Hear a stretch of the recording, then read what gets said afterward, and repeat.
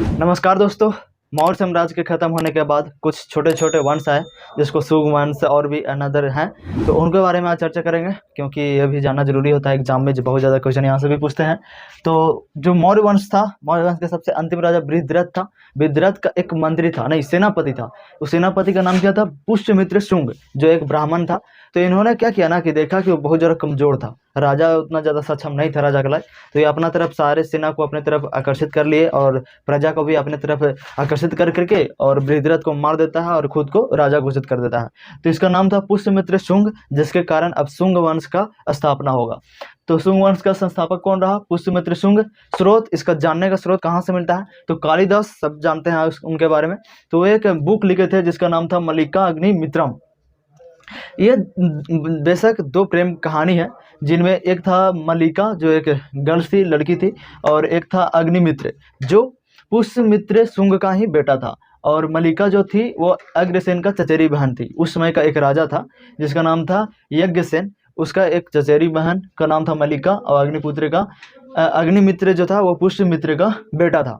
तो ये दोनों को प्रेम कहानी के बारे में चर्चा किया गया है। तो उसी से पता चलता है कि एक शुंग वंश था जो जिसको संस्थापक पुष्यमित्र शुंग थे। ये पुष्यमित्र शुंग और यज्ञसेन का भी लड़ाई होता है, तो इसलिए प्रेम कहानी ये ज़्यादा फेमस रहता है क्योंकि दोनों के बीच लड़ाई हो गया और प्रेम से उन दोनों को शादी में संबंध नहीं हो पाया, इसलिए फेमस हो पाया। उसके बाद एक हाथी गुम्फा अभिलेख मिलता है उस समय का, इससे भी पता चलता है पुष्यमित्र शुंग के बारे में।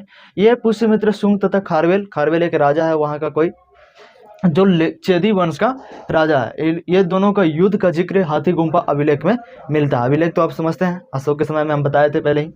इसके बाद अंतिम राजा जो शुंग वंश है उसका सबसे अंतिम राजा कौन थे? देवभूति, जिसको इसका जो मंत्री था जिसका नाम था वासुदेव, वो इसको मर्डर कर देता है, हत्या कर देता है। कुछ पॉइंट जानने लग जरूरी है। जो पतंजलि है, जो अभी हम लोग योगा से संबंधित कोई बुक के बारे में पढ़ते हैं, तो वो पतंजलि जो योगा के बारे में हम लोग जानते हैं, उसका जो लेखक थे, जो पतंजलि योगा के लेखक थे, उनका नाम था पतंजलि। वो पतंजलि इन्हीं का राजपुरोहित थे, ये इन्हीं का वहाँ पे दरबार में रहने वाले थे। पुष्यमित्र शुंग का दरबार में रहने वाले थे जिसका नाम पतंजलि, जो उन्होंने एक बुक उस समय भी लिखा था महाभाष्य, और योगा के बारे में भी यही लिखे थे। उसके बाद फिर आता है कन्या वंश। जब इनको वासुदेव जो था, कन्या वंश था, वो मंत्री था किसका? ये देवहूति का, जो शुंग वंश का सबसे अंतिम राजा था। तो देवहूति को हत्या कर करके वासुदेव कन्या वंश का स्थापना करता है। तो कन्या वंश का संस्थापक कौन हुआ? वासुदेव।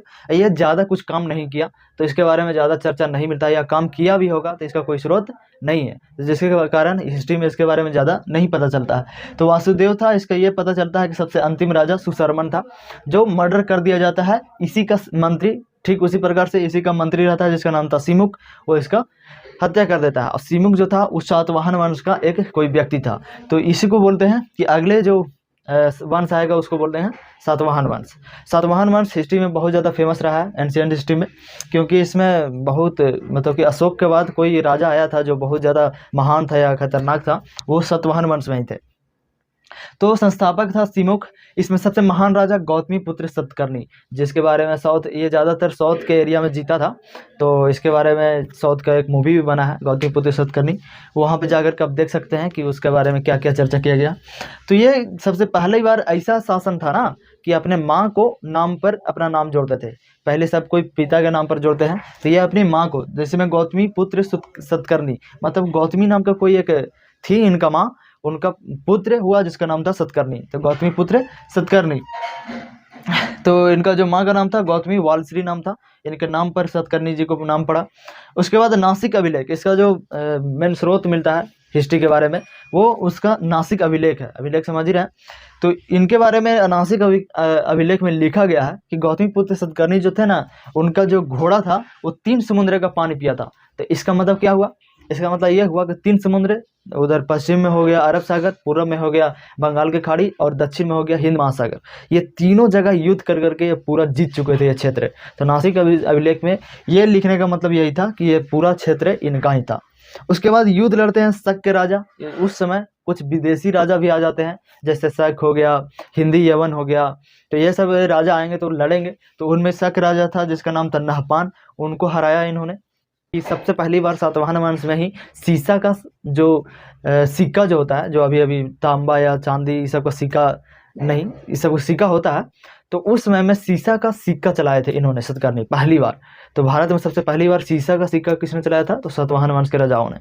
और ये ब्राह्मण से थे, इन लोग पूरा का पूरा ब्राह्मण थे। तो ब्राह्मण में ये लोग यज्ञ ज़्यादा कराते थे तथा ब्राह्मणों को फ्री लैंड देते थे, फ्री में टैक्स फ्री लैंड रहता था उन लोगों को। और इन्होंने ब्राह्मण लिपि को ज़्यादा प्रचलित किया और इन्होंने प्राकृतिक भाषा को चुना। तो ये लोग सभी हिंदू राजा थे, तो ज़्यादातर हिंदू धर्म के ज़्यादा प्रचलित किया तथा बहुत सारे मंदिर इसी समय बने थे। तो ठीक है, थैंक यू।